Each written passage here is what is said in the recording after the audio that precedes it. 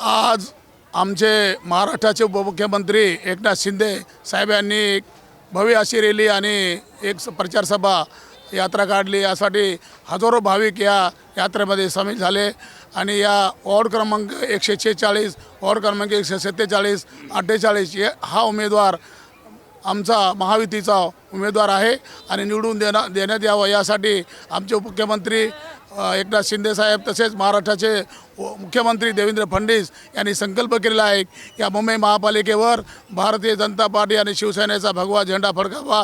तसेच RPI हे सुद्धा आपल्याला मोठ्या प्रमाणामध्ये आमचे दलित बांधव पार्टीचे कार्यकर्ते पूर्ण सपोर्ट करत आहेत आणि निश्चितच मुंबई महापालिकेचा विकास करण्यासाठी या मुंबई महापालिकेचे जे भगवा झेंडाचे स्वप्न आहे ते पूर्ण करण्यासाठी सर्व आमचे कार्यकर्ते आणि सर्व पदाधिकारी अहोरात्र मेहनत करत आहेत की आता 15 तारखेला भारतीय जनता पार्टी आणि शिवसेना RPI यांच्या माध्यमातून आपण बहुमताने निवडून देऊन हा गुलाल उधळणार आहोत आणि येणाऱ्या काळामध्ये मुंबईचा कायापालट करणार आहोत।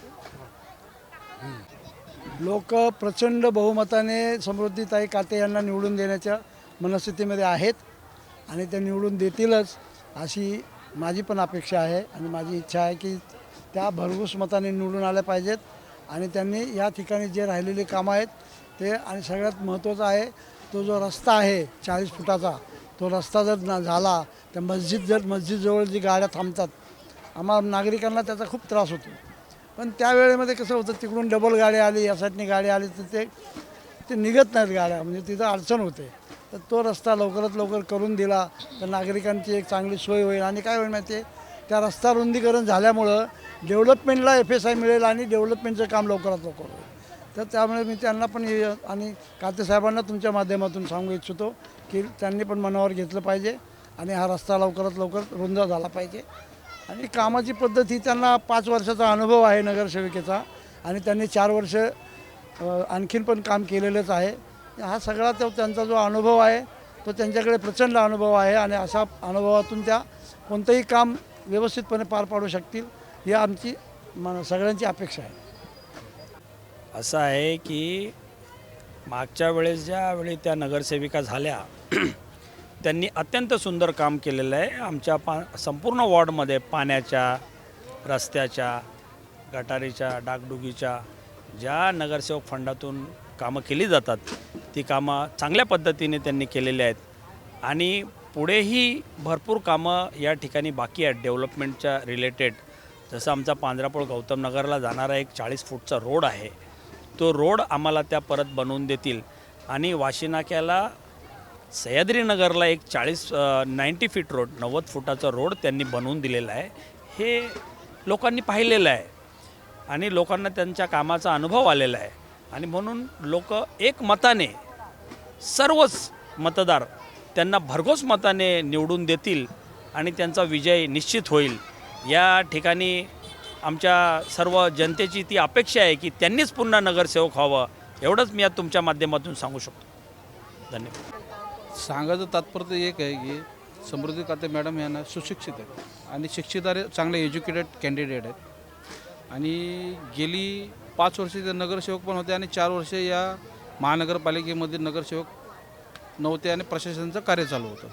या 9 वर्ष प्रशासनाचं कार्य 5 वर्ष त्यांनी ते खूपच विकास केला। पांढरपूरमध्ये पाणी असून लोकांच्या अनेक छोट्या छोट्या समस्या, लादीकरण, नाले, कोणत्या पण गोष्टी म्हणजे जर टॉयलेट बांधणं झालं हे सगळ्या गोष्टी त्यांनी 5 वर्षामध्ये केलेल्या आहेत आणि 4 वर्ष प्रशासनाचं कार्य असताना सुद्धा त्यांनी महानगरपालिकेमध्ये प्रत्येक नागरिकांच्या प्रश्नाला हात घातलेला आहे। पत्रव्यवहार करून प्रत्येक नागरिकांचे प्रश्न सोडवण्याचं काम त्यांनी केलेलं आहे।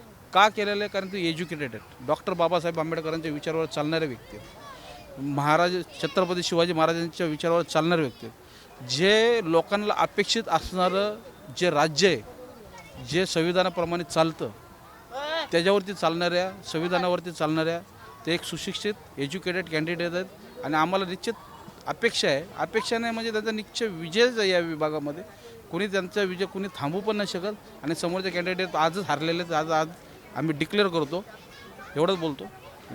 समृद्धीताई काते हे लाडक्या ताई ह्या विभागाच्या पूर्वी 5 वर्ष नगरसेवक म्हणून राहिल्या होत्या।